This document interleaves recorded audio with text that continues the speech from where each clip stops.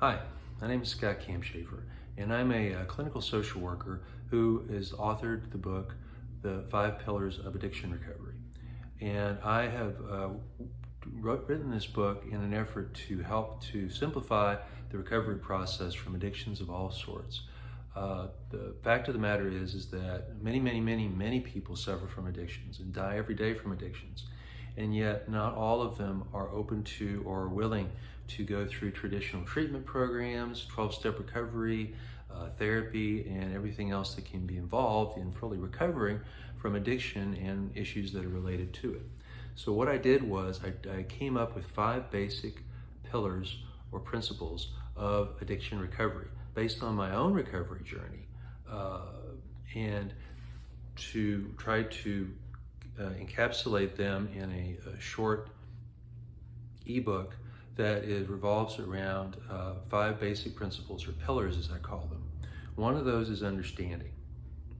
Whatever it is that you are addicted to, you need to understand what it is that goes on with that process, about the substance or the behavior or whatever it is. There's a relationship that you have with that the object of your addiction, and to understand how it's affected you, both in your brain, your physiology, biology, everything. And then the second pillar or principle that I'm seeking to focus on is community. Because whatever we are recovering from, we need to be part of a community that is focused around a common goal of recovering from addiction to a substance. Whether it's a 12-step group or some other support group or therapy group, people need to, they recover in community.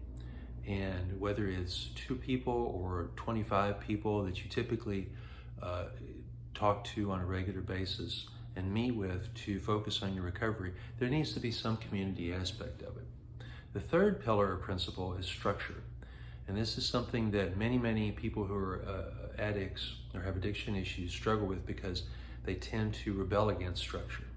But one of the things that helps people recover is to have regularity, routines, habits that tend to help keep people from relapsing into the drug or behavior that they are addicted to.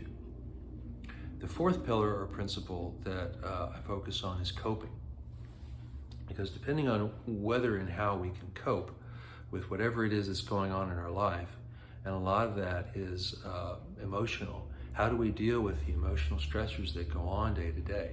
If we have a method of coping with the emotional issues and other stressors that we are confronted with, we have a way of getting past those without falling back into our addictions.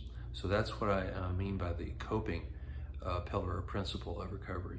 And the last one, which is definitely not the least important, is commitment. It starts with a commitment to yourself and to becoming abstinent from whatever it is that you're addicted to.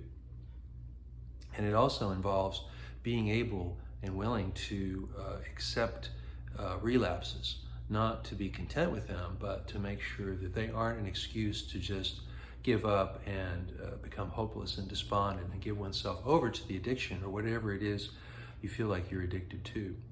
So I try to make the concepts as easy and as simple to grasp as possible, because people who tend to have addictions can be very complicated. And one thing that they don't need is a process of recovery that's overcomplicated, that gives them a ton of things to do with some promise down the road that they may have long-term recovery. But regardless, if you are able to take up and work with the 5 pillars, you have a head start over a lot of people who simply try to follow what everybody else is telling them to do, regardless of whether it's something that they speaks to them or not. But the fact that you're watching this video is cause for hope that you will eventually recover from whatever it is you're addicted to. And I hope I can be some help in that process with this ebook. Thank you.